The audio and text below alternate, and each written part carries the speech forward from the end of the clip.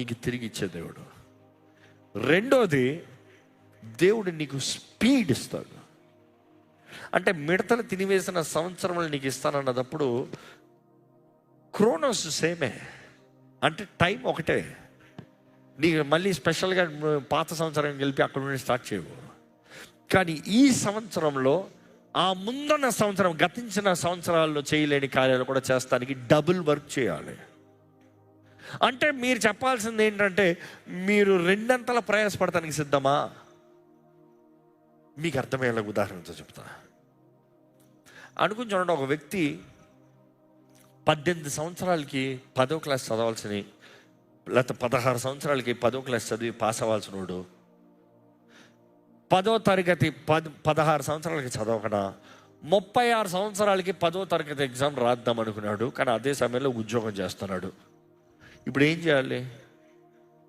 ఉద్యోగానికి వెళ్ళాలి, 10th class exams కూడా సిద్ధపడాలి.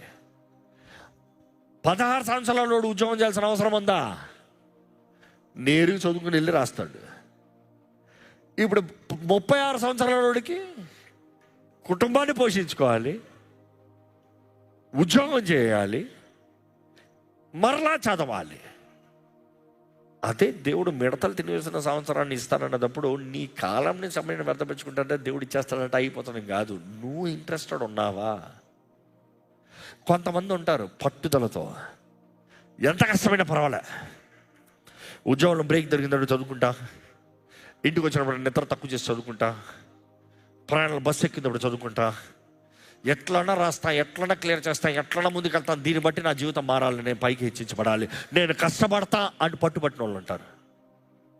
అలా పట్టుబట్టిన వాళ్ళే బయటికి రాగలుగుతారు. కానీ దేవుడు కాలము సమయం నీకు ఎన్నిసార్లు మళ్ళీ రిపీట్ చేసి కృప అనుగ్రహించి స్పీడ్ ఇచ్చినా కూడా నీలో ఆశ లేకపోతే ఏది చేయలేము. అందుకని దేవుడు మాకు తెలియజేస్తుంది, జీవము, మరణం, ఆశీర్వాదం, శాపం నీ ముందు ఉంది, ఏది కావాలో కోరుకో.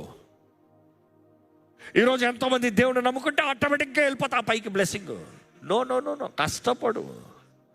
నీకు ఇవ్వబడినది, నీకు అనుగ్రహించబడినది, నిన్ను నమ్మి దేవుడు అప్పచెప్పినది నమ్మకంగా కాలము సమయం తగినట్టుగా సోమర్తనాన్ని పక్కన పెట్టి చేయాల్సింది చెయ్యి. ఈరోజు ఇక్కడ మిమ్మల్ని అడుగుతున్నానండి, దేవుని దృష్టిలో మీ జీవితాన్ని చూసినప్పుడు దేవుని దృష్టిలో అంగీకారంగా ఉందా? ఈ